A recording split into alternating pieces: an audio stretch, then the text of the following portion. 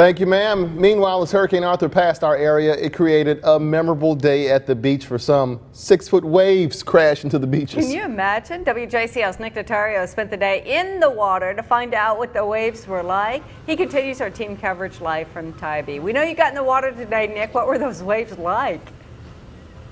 Well, my goal when I came out here this morning was to not go under the water, but man, that did not last long because those waves were pretty strong. Looking out there right now, it's a much different scene.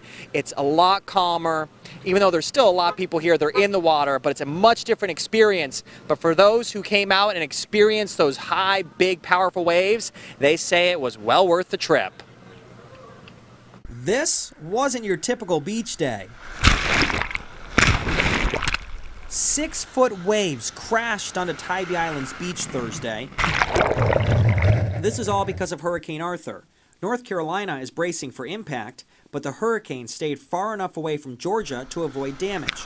One positive, a way to hang 10. Definitely thankful, so go Arthur. The biggest impact to the coastal empire from Arthur, high waves on a normally calm beach. Are the waves normally like this? No, very rare. It's usually pretty soft and small, and the waves are spilling rather than actually giving you any force, so it's been fun today. Bigger than yesterday, bigger enough to wipe you out. The waves reached max height Thursday morning as Hurricane Arthur passed by. You can see just how high they got outside Georgia's shores, with the highest reaching 7 feet. Now, if you didn't want to get in the water and have these waves crash right into you, well, the good news is, as Arthur continues to move more north, the waves should calm down by the weekend.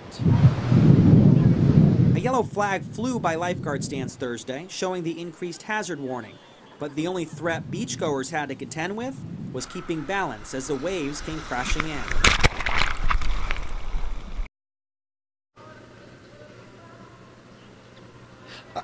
All right, now we checked in with the lifeguards earlier today, and even though there were a lot of people in that water and dealing with all those high waves, they say it was really smooth sailing. They only had a few calls they had to deal with. So it was just overall a really good time, as you could see by that piece. So it doesn't happen out here often. So Jennifer, next time, and Kevin, any kind of storm rolls through, I expect you to be out there just like I was today and get your hair wet. I may have a bad hair day if I do that.